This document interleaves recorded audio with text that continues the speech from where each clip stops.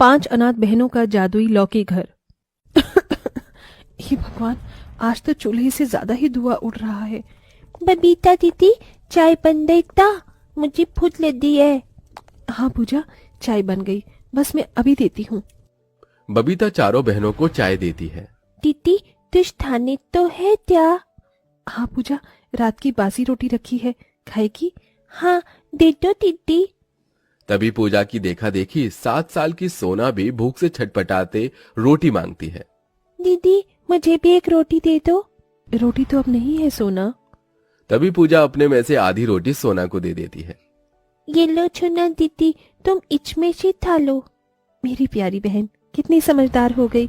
मैं पिताजी को चाय देकर आती हूँ। अपने पिता को ढूंढते हुए बबीता अपने गरीब झोपड़ी के बाहर आती है, जहां सुदामा अपने आंगन में बोए गए पेड़ पौधे में पानी दे रहा था। पिताजी, मुझे पता था आप यही होंगे। हाँ, वो पौधे मुरझा गए थे ना, तो उन्हें ही पानी दे रहा था बिटिया।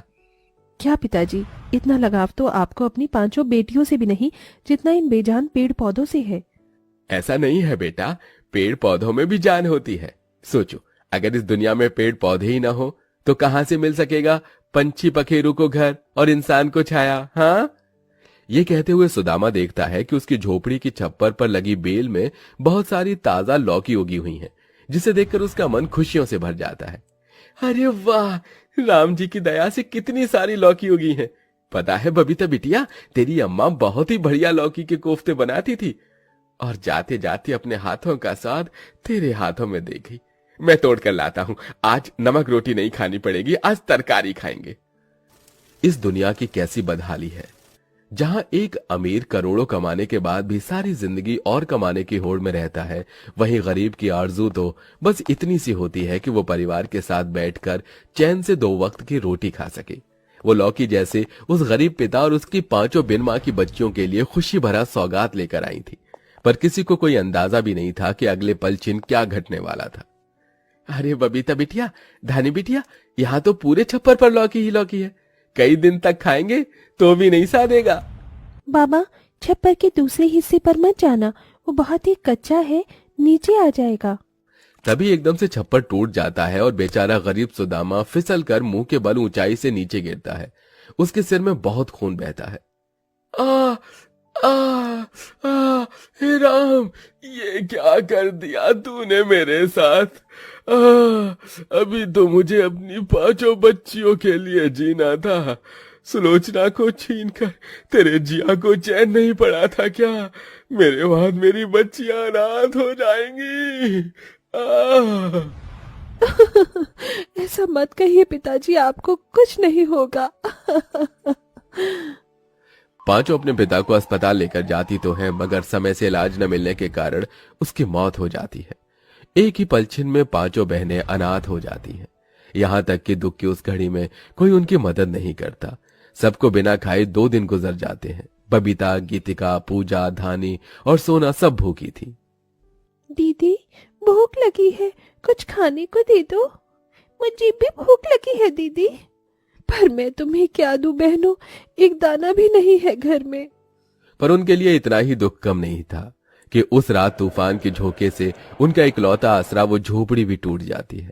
अब 5 बहनें अनाथ, बेघर, बेसहारा, दर दर भटकते हुए जंगल में आ पहुंचती हैं।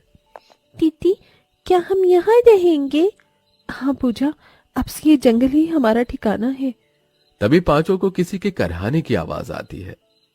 बचाओ, बचाओ, कोई बचाओ। दीदी, आपने आवाज सुनी? जैसे कोई हमें मदद के लिए पुकार रहा है। चलो चलकर देखते हैं। जैसी 5 आगे आती हैं तो एक बहुत बड़ा गड्ढा देखती हैं, जिसमें एक जादुई लौकी उन्हें दिखती है, जिसका इंसानों की तरह हाथ, पांव, नाक, मुंह था, और वो एक जाल के अंदर फंसा हुआ था, जिसकी वजह से वो निकल नहीं पा रहा था। मुझे लगा आज तो मैं मर ही जाऊंगा। अच्छा हुआ जो तुम 5 चले आई। अब देख क्या रही हो, जल्दी से मुझे बाहर निकालो। जादुई लौकी को इस तरह से इंसानों की तरह बतियाते देखकर 5 बहनें बड़ी बड़ी आंखें किए एकटक उसे ही ताकती हैं। अले बाप ले, ये कैची जादुई लौकी है, कैची पटर पटर बोलता है। 5 गरीब अनाथ बहनें लौकी को जाल से आजाद कर गड्ढे से बाहर निकालती हैं। तुम बहनों का बहुत बहुत धन्यवाद, तुमने मेरी मदद की है। कहो मैं तुम्हारी क्या मदद कर सकता हूँ। तभी बबीता अपनी चारों अनाथ बहनों का मुरझाया हुआ चेहरा देखकर बोलती है। जादुई लौकी, हमने 2 दिन से कुछ भी नहीं खाया है, क्या तुम हमें थोड़ा सा खाना दे सकते हो? अभी लो, आब्राकाडाब्रा, गिली गिली छू, 56 भोग की थाली हाजिर हो जा तू। जादुई लौकी के ये कहते ही रोशनी के साथ खाने से भरी थाली उनके सामने आ गई। पांचों हबड़ हबड़ कर खाने लगती हैं। अरे वाह, ये खाना कितना स्वादिष्ट है, एकदम अमृत जैसा। हाँ, आज तो दावत हो गई। पांचों बहनें प्लेट भरकर खाती हैं। तभी बबीता छलकते आंसुओं से कहती है। तुम्हारा बहुत बहुत धन्यवाद जादुई लौकी, तुम्हारी वजह से आज हम इतना स्वादिष्ट भोजन खा पाए हैं, जिसे हमने गरीबी में कभी देखा भी नहीं था। तभी गीतिका अपने मैले कुचैले कपड़ों को निहारते हुए बोली। जादुई लौकी, देखो ना, हम पांचों के कपड़े कितने गंदे हो गए हैं। तुमसे एक गुजारिश है, क्या तुम हमें नए कपड़े दे सकते हो? तभी एक बार फिर जादुई लौकी सुनहरी रोशनी से चमचमाती है और पांचों के सामने ढेर सारे सुंदर कपड़े प्रकट हो जाते हैं। पर बबीता का मन अभी भी उदासी से भरा था। क्या हुआ बबीता, तुम चिंता में क्यों हो? क्योंकि हमारे पास रहने के लिए कोई ठिकाना नहीं है, क्या तुम हमें एक घर दे सकते हो? जब मैं हूं तो घर की क्या जरूरत है? ये कहते हुए जादुई लौकी एक बड़ा विशाल लौकी घर बन जाता है। अरे बाप रे, ये लौकी तो बड़ा अनोखा है। खाना मांगो तो खाना देता है, कपड़े मांगो तो कपड़े, और घर भी बन जाता है। पांचों लौकी के घर अंदर आ जाती हैं, जहां वो मीठी नींद सोती हैं। जहां गीतिका, सोना, पूजा और धानी तो सो जाती हैं, मगर बबीता अभी दुविधा में थी। ये जादुई लौकी तो हम बहनों के जीवन में जैसे मसीहा बनकर आया है। काश कि मुझे रोजी रोटी चलाने के लिए कोई काम भी मिल जाता।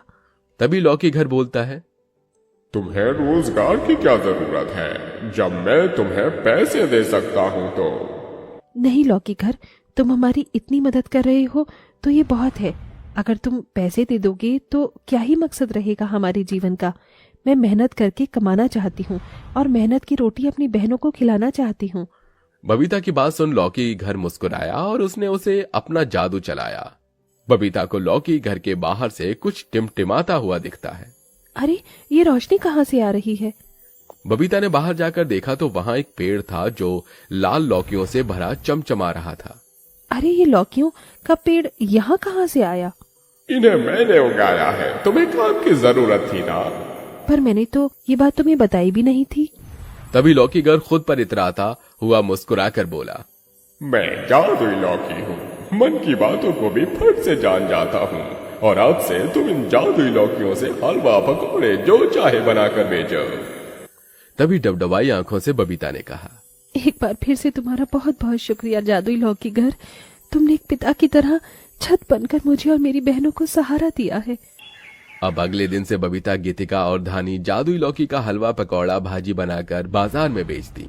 लोग बड़ी चाव से लौकी खाते, जिससे अनाथ बहनों की अच्छी कमाई होती। सब कुछ खुशहाल ही चल रहा था कि एक दिन जंगल में एक जादूगर आया। उसके पैरों की धम धम की आहट से लौकी घर डर के मारे मुंह बिचकाकर बिलक बिलक कर रोने लगा। क्या बात है लौकी घर, तुम रो क्यों रहे हो? क्योंकि अब मुझे वो लालची जादूगर ले जाएगा। मैं तुम बहनों से अलग नहीं होना चाहता। पर वो जादूगर तुम्हारे पीछे क्यों पड़ा है? क्योंकि वो जादुई लौकी से अपना लालच साधना चाहता है और धनी होना चाहता है। तुम डरो नहीं जादुई लौकी, उस जादूगर को आने दो तो। थोड़ी देर में जादूगर अनाथ बहनों के जादुई लौकी के घर के पास आ धमकता है। सुनो लड़कियों, क्या तुमने इस जंगल में किसी अजीब सी लौकी को देखा है? नहीं तो हमने किसी लौकी को नहीं देखा। तभी जादूगर की नजर लौकी घर पर पड़ जाती है। ये घर तो लौकी के समान लगता है, तुम पांचों ने ये घर कैसे बनाया? कुछ दिन पहले इस जंगल में एक तपस्वी बाबा आए थे, हमने उनकी मदद की तो बदले में उन्होंने हमें ये लौकी घर बना कर दिया है। धानी के इस जवाब से जादूगर असंतुष्ट भरे मन से लौकी घर को निहारता हुआ जंगल से चला जाता है और लौकी घर गहरी सांस भरते हुए कहता है। धन्यवाद, तुमने मुझे उस लालची जादूगर के हाथ पड़ने से बचा लिया। तुमने भी तो बुरे वक्त में हमारी कितनी मदद की है जादुई लौकी घर, तुम्हारे उपकारों को हम कैसे भूल सकते हैं। और ऐसे छल कपटी को छल भरे अंदाज से ही जवाब देना चाहिए। उस दिन के बाद से जादुई लौकी उन 5 अनाथ बहनों के संग एक परिवार के हिस्से की तरह बनकर रहने लगता है।